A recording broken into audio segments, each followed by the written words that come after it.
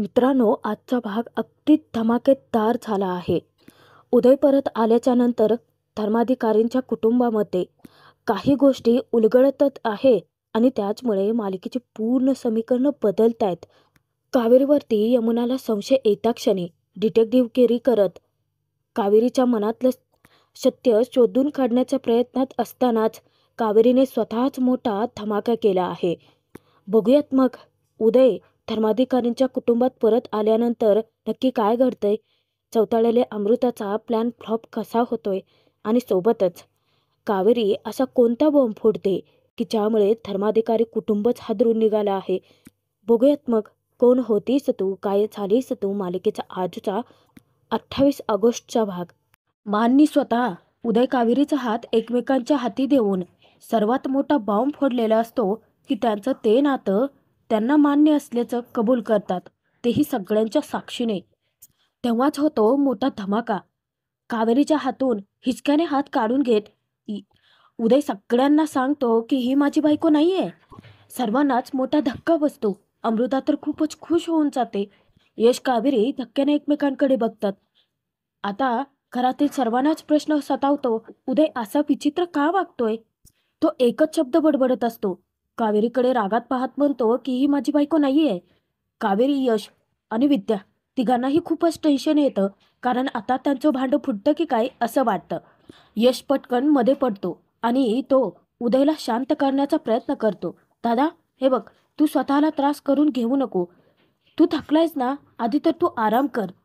परंतु जिथे तिथे या यमुनाला नाक खुपसायचं असतंच. उलट यशला ती गप्प बसवते. यश, एक मिनिट थांब, उगाचच विषय बदलू नकोस. उठून उदय जवळ येत ती विचारते की दादा, ही तुझी बायको नाहीये तर मग कोण आहे? असा प्रश्न तिने विचारता क्षणी यश, कावेरी, विद्या तिघांचेही धाबे आणतात. कारण सत्य फक्त या तिघांनाच माहिती असतं आणि उदयच्या तोंडून जर ते बाहेर पडलं तर मग मात्र काय त्यांची खैर नाही. परंतु देवकृपेने असं काहीच घडत नाही, कारण उदयची स्मृती गेलेली आहे. उदयला आता त्याचं अख्खं कुटुंब सुद्धा आठवत नाहीये. तो घाबरतच हात जोडत त्या सगळ्यांना विचारतो की कोण आहात तुम्ही सगळेजण. तेव्हा सर्वच जण हादरतात. उदयला अचानक काय झालं, तो घरातल्या कोणाला कसं काय ओळखत नाही.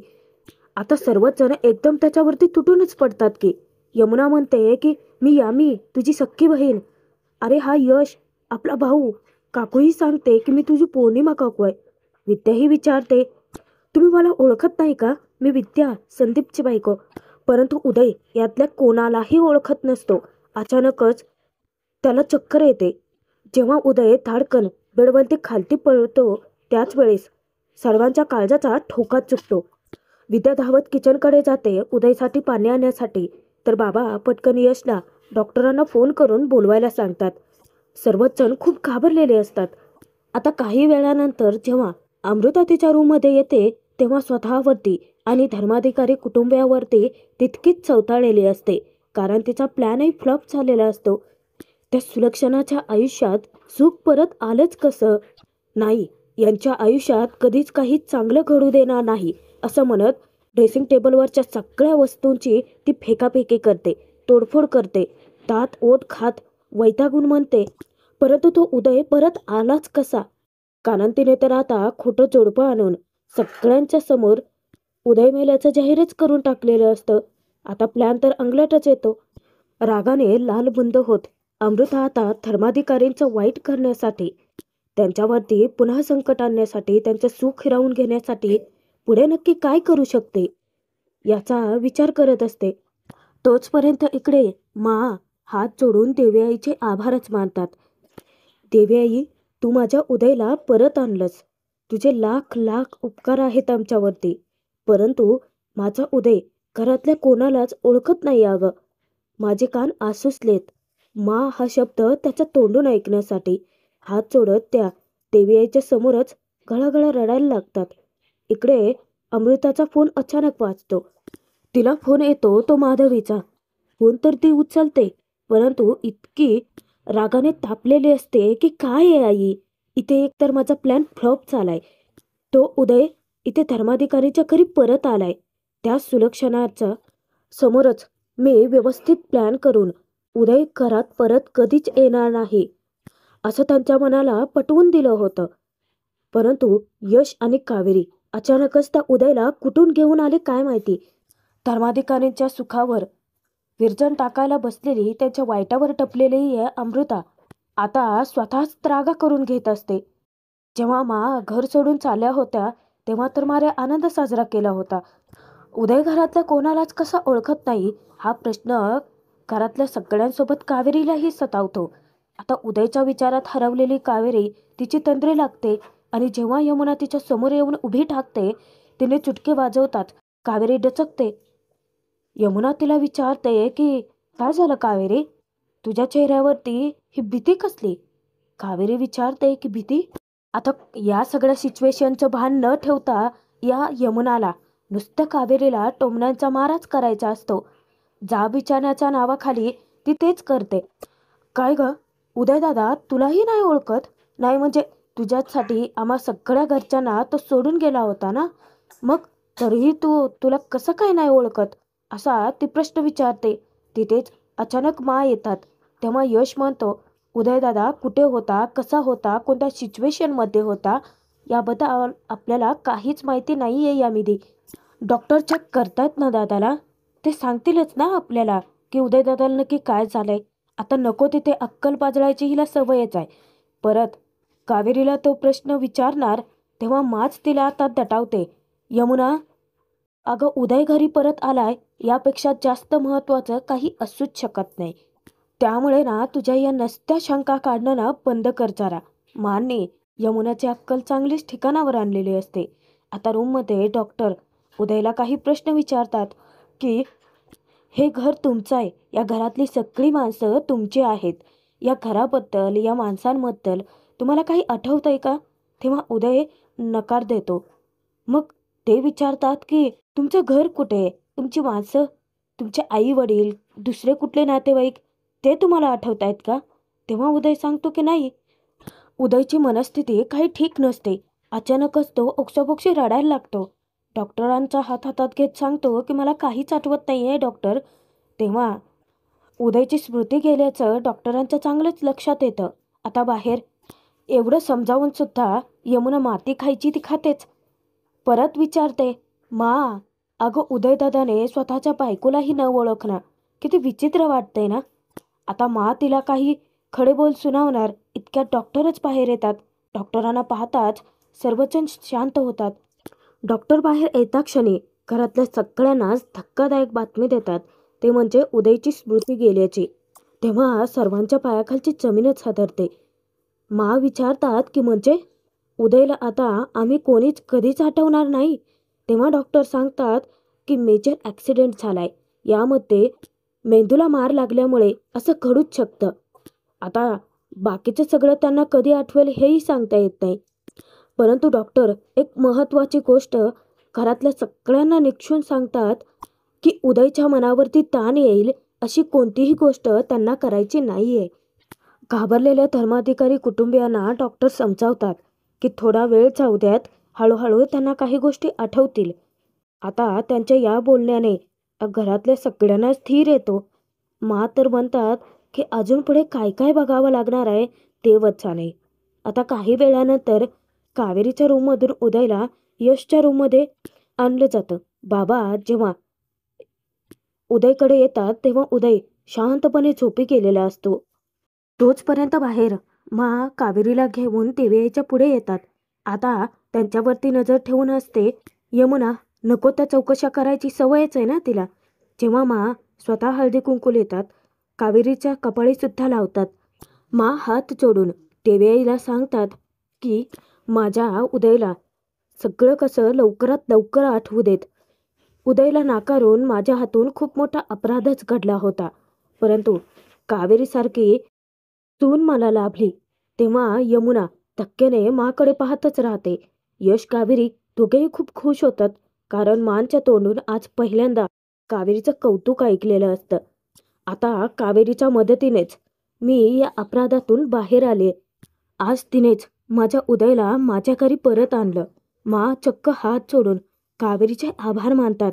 तेव्हा कावेरी सांगते की अहो मी तर फक्त माझं कर्तव्य केलंय. आता यमुनाला एकावर एक धक्के बसत असतात आणि समोरच उभे असलेले यशला आनंदाच्या बातम्याच मिळत असतात. आता कावेरी मांचे आशीर्वाद घेणार तेव्हा मा तिला अडवतात. सांगतात की माझ्या नाही, देवी आईच्या पाया पड. दोघेही हात जोडून देवी आईला मनोभावे नमस्कार करत असतात. तेव्हा मनात कावेरीच्या गिल्ट येतं. मा, मी तुमची सून नाही आहे. तिच्या मनात अपराधीपणाची भावनाच असते.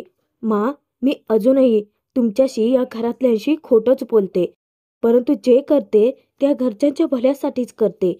तेव्हा मा हसून तिच्याकडे पाहतात आणि यशही मनात विचार करतो, मा, जेव्हा कावेरीचं सत्य तुला समजेल तेव्हा तू त्यांना माफ नक्की करशील, त्यांना समजून घेशील. आता परत यमुना तोंड उचकटतेच आणि चक्क मांना ती टोला लगावते. मा, नाही म्हणजे तुझ्या सुनेचं कौतुक करून झालं असेल तर आपण आपल्या दादाकडे लक्ष द्यायचं का? काय आहे, तो घरातल्या कोणालाच ओळखत नाही. तेव्हा माही तिला तशाच भाषेत उत्तर देतात. ठाम विश्वासाने सांगतात की तुझं म्हणणं मला कळतंय यमुना, परंतु आपल्या प्रेमामुळे, आपल्या जिव्हाळ्यामुळे, मी उदयच्या डोक्यावर प्रेमाने हात फिरवल्यामुळे मला खात्री आहे की उदयला आपण सगळेजण नक्की आठवू. परत कावेरीचं कौतुकच करतात आणि कावेरी आहे की आपल्यासोबत. मला खात्री आहे की ती उदयची स्मृती नक्की परत आणेन. हा एका सासूचा तिच्या सुनेवर असलेला ठाम विश्वास आहे. परत कावेरीला खूपच वाईट वाटतं आणि मा एवढं कावेरीचं कौतुक करतायत म्हणून यमुना तिच्यावरती दात ओठच खात असते.